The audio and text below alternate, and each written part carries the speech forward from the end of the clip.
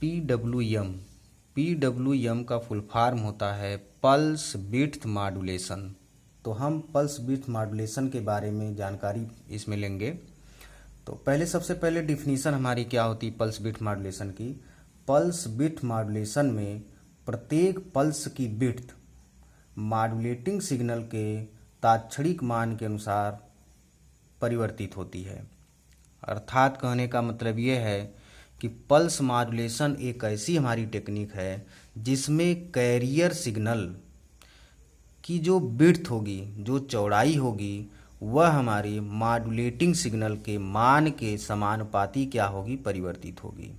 अर्थात जहाँ पर हमारे मॉड्यूलेटिंग सिग्नल का एम्पलीट्यूड कम होगा वहाँ पे पल्स की चौड़ाई हमारी क्या होगी, कम होगी। जहाँ पे एम्पलीट्यूड जहाँ पे मॉड्यूलेटिंग सिग्नल का एम्पलीट्यूड ज़्यादा होगा वहाँ पे पल्स की विड्थ हमारी क्या होगी, ज़्यादा होगी। तो इस प्रकार हम कह सकते हैं कि जो हमारे पल्स की जो चौड़ाई है वो पल्स ट्रेन के अनुसार अलग अलग होती है। जैसे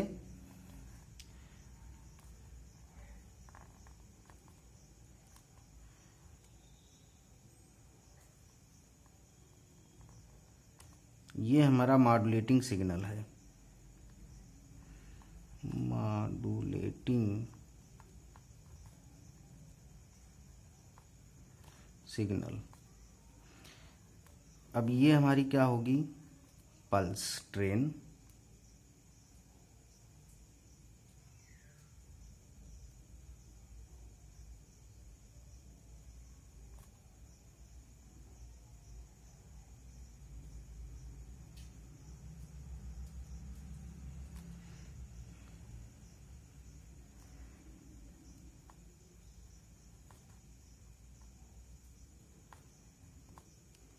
ठीक। अब जो हमारा मॉड्यूलेटिंग सिग्नल होगा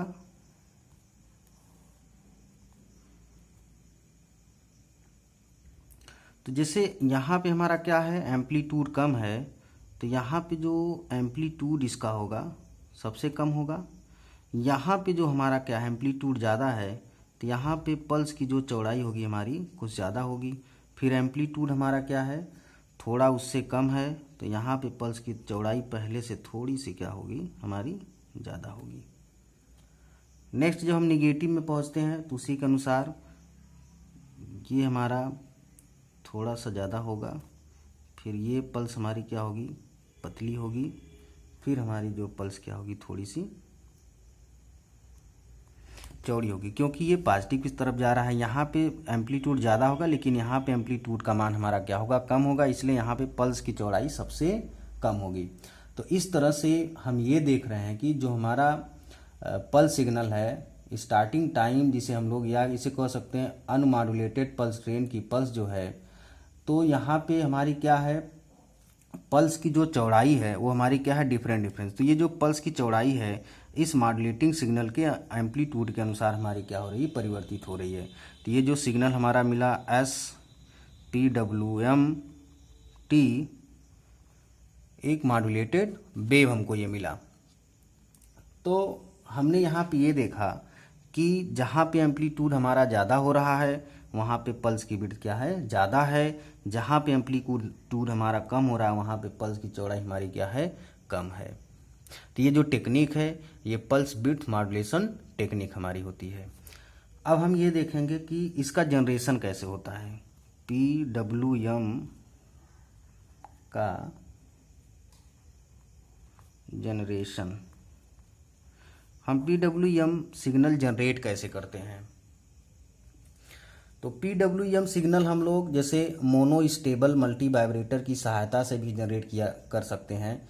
इसके लिए हम लोग क्या करते हैं, मोनो स्टेबल मल्टी वाइब्रेटर लेते हैं एक। तो मोनो स्टेबल मल्टी वाइब्रेटर जो हमारा 555 टाइमर को यूज करके हम लोग बनाते हैं। तो हमें पता है ये हमारा क्या है, 555 टाइमर। इसके पिन नंबर 2 पे हम लोग क्या देते हैं, ट्रिगर। 5वां नंबर जो होता है इस पे हमारा क्या होता है, मॉड्यूलेटिंग सिग्नल। और तीसरे पे हम लोग क्या लेते हैं, आउटपुट। इसका जो पिन नंबर हमारा 4 और 8 एक साथ कनेक्टेड होते हैं, ये हमारा क्या होता है, प्लस VCC। इसके बाद हम क्या करते हैं, 7 और 6 इन दोनों को एक साथ जोड़ते हैं और यहाँ पे एक हम क्या लगाते हैं, रेजिस्टेंस, इसको यहाँ जोड़ देते हैं। उसके बाद हम क्या करते हैं, कैपेसिटर यूज करते हैं। फिर पिन नंबर 1 हमारी यहाँ होती है, देन ग्राउंड। तो जो हमारा ये मोनो स्टेबल मल्टी वाइब्रेटर है, तो हम लोग इसमें क्या करते हैं, सैम्पलिंग रेट पर हम क्या करते हैं, ट्रिगर को क्या करते हैं, पिन नंबर 2 पे अप्लाई करते हैं। और उसके पश्चात जो हमारा ये मॉड्यूलेटिंग सिग्नल है, इसके द्वारा हमारा क्या होता है, पल्स को हम क्या करते हैं, कंट्रोल करते हैं।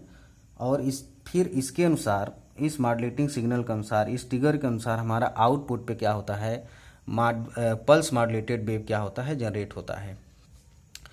नॉर्मल हम लोग और भी हमारे पास सिस्टम है जिससे हम लोग pulse beat modulation signal generate कर सकते हैं। जैसे अगर हम लोग क्या करें, यहाँ पे सैंपल एंड होल्ड की सर्किट लगा दें, इसमें हम क्या दे दें, MT सिग्नल, ठीक है। अब एक हम क्या यूज कर लें, एडर यूज कर लें।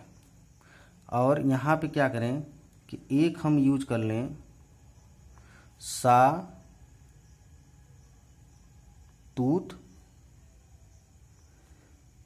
जनरेटर।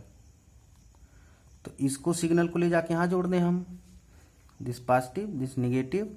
और इसके बाद हम लोग एक क्या करेंगे, यहाँ पे एक सर्किट हमारी होगी स्लाइसर, और इसके आउटपुट पे क्या मिलेगा, PWM सिग्नल।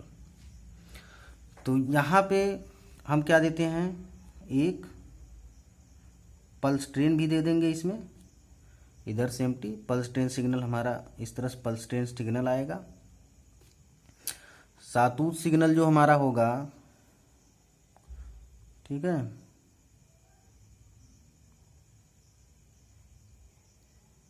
इस तरह से। तो यहाँ पे जैसे जो हमारा ये एक सर्किट डायग्राम या ब्लॉक जो बनाया गया है, इसमें से हम लोग पैम सिग्नल को क्या करते हैं, जनरेट करते हैं। तो सबसे पहले मैसेज सिग्नल को हम लोग फ्लैट टॉप पैम प्रोसेस द्वारा कन्वर्ट किया जाता है। तत्पश्चात हम लोग क्या करते हैं, इसको एक सातूत वेव के थ्रू क्या करते हैं, इस सिग्नल के विड्थ को क्या करते हैं, अगर हम इसमें एक सातूत जनरेटर को अगर हम यूज कर दें तथा उसके पश्चात उसके हम क्या कर दें, एडर में दे दें। तो एडर से जब हम लोग गुजारते हैं सिग्नल को, तो इसमें ये होता है कि जो हमारा ये ट्रांसफ़र फंक्शन इसका होता है, तो एक निश्चित लेवल से नीचे का आउटपुट 0 होता है तथा एक निश्चित लेवल से ऊपर का मान हमारा क्या होता है, अधिक होता है।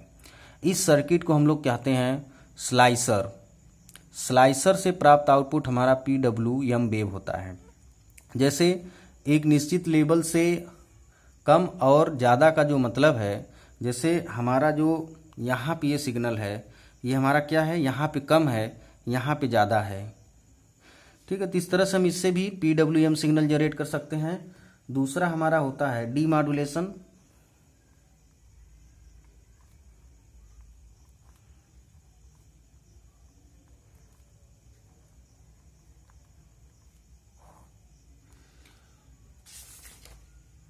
तो डीमॉड्यूलेशन के लिए नॉर्मली हम लोग क्या करते हैं, एक जो है नॉर्मल हम लोग यहाँ पे क्या करेंगे, एक हमारी डीमॉड्यूलेटर सर्किट होगी,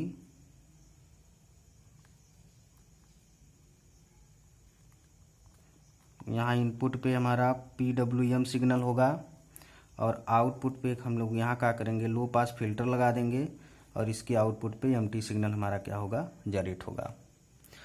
तो जो ये हमारा डीमॉड्यूलेशन टेक्निक है, इसमें हमारा क्या है, डीमॉड्यूलेटर सर्किट से जो सिग्नल होता है उसको हम लोग लो पास फिल्टर में देते हैं। लो पास फिल्टर से हमारा क्या होता है, उच्च फ्रीक्वेंसी को रोकता है, केवल हमारा क्या होता है, जो लो सिग्नल होता है उसको पास करता है। पल्स विड्थ मॉड्यूलेशन जो है, इसमें जैसे सिंक्रोनाइजेशन की आवश्यकता नहीं होती है। यह ट्रांसमीटर या रिसीवर जो भी हमारे लगे होते हैं उसमें सिंक्रोनाइजेशन की व्यवस्था नहीं करनी पड़ती है। दोष इसमें ये होता है कि इनकी जो विड्थ होती है वो हमारी क्या होती है, डिफरेंस होती है, चौड़ाई इनकी अलग अलग होती है, इसलिए हमको यहाँ पे पावर क्या देना पड़ता है, ज़्यादा देना पड़ता है। और अब जो है जैसे एप्लीकेशन इसका कहाँ है, पल्स विड्थ मॉड्यूलेशन का प्रयोग जो हम लोग करते हैं लोड को दी जाने वाली पावर को बिना लॉस के कंट्रोल करने के लिए किया जाता है। ठीक है, इसका प्रयोग स्पीड कंट्रोलर को ड्राइव करने के लिए किया जाता है।